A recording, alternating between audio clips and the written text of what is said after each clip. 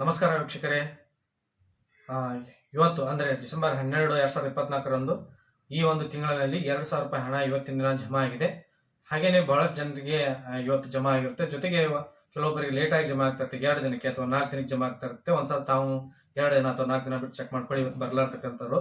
ಅದ್ರ ಜೊತೆಗೇನೆ ಇನ್ನೊಂದು ಏನಂತಂದ್ರೆ, ಯಾರಾದ್ರೂ ಹೊಸದಾಗಿ ಒಂದು ಬ್ಯಾಂಕ್ ಅಕೌಂಟ್ ಅನ್ನ ತೆರೆದಿರ್ತೀರ ಅಂತ ಸಮಯದಲ್ಲಿ ಏನ್ ಮಾಡ್ಬೇಕು ಅಂತಂದ್ರೆ, ತಾವು ಮೊದಲೇ ಬರ್ತಕ್ಕಂಥ ಬ್ಯಾಂಕ್ ನಲ್ಲಿ ಚೆಕ್ ಮಾಡಿ ಬಂದಿದ್ರೆ ಒಳ್ಳೆಯದು. ಬಂದಿಲ್ಲ ಅಂತಂದ್ರೆ NPCI ಏನಾದ್ರು ಚೇಂಜ್ ಆಗಿತ್ತು ಅಂತಂದ್ರೆ ಆ ಸಮಯದಲ್ಲಿ ಹೊಸ ಅಕೌಂಟ್ಗೆ ಅಮೌಂಟ್ಗಳು ಬಂದಿರತಕ್ಕಂಥದ್ದು ಇರ್ತದೆ. ಅದಕ್ಕೆ ಹೊಸ ಅಕೌಂಟ್ ಏನಾದ್ರು ಮಾಡಿಸ್ಕೊಂಡಿದಾರ ಅಂತಂದ್ರೆ ಆ ಹೊಸ ಅಕೌಂಟ್ ನಲ್ಲಿ ನಿಮ್ಮ ಒಂದು 2,000 ರೂಪಾಯಿ ಬಂದಿದೆಯಲ್ಲ ಅಂತ ಚೆಕ್ ಮಾಡ್ಕೊ. ಬಹಳಷ್ಟು ಜನ ಜೀರೋ ಅಕೌಂಟ್ ಗಳನ್ನ ಮಾಡಿಸ್ತಾ ಇದ್ದಾರೆ. ಅವ್ರೇನಾದ್ರು ಜೀರೋ ಅಕೌಂಟ್ ಗಳನ್ನ ಮಾಡಿಸಿದ್ರೆ ಆ ಹೊಸ ಏನು ಅಕೌಂಟ್ ಇರುತ್ತೆ, ಬ್ಯಾಂಕ್ ಅಕೌಂಟ್, ಅಲ್ಲಿ ಏನಾದ್ರು ನಿಮ್ಮ ಹಣ ಏನಾದ್ರು ಜಮೆ ಆಗಿದೆ ಅಂತ ಚೆಕ್ ಮಾಡ್ಕೊಳ್ಳಿ.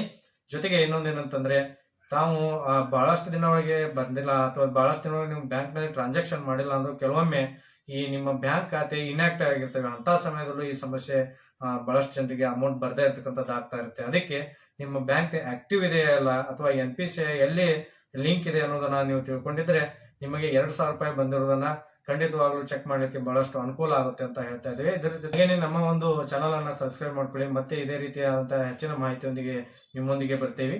ಅಲ್ಲಿಯವರೆಗೆ ಧನ್ಯವಾದಗಳು.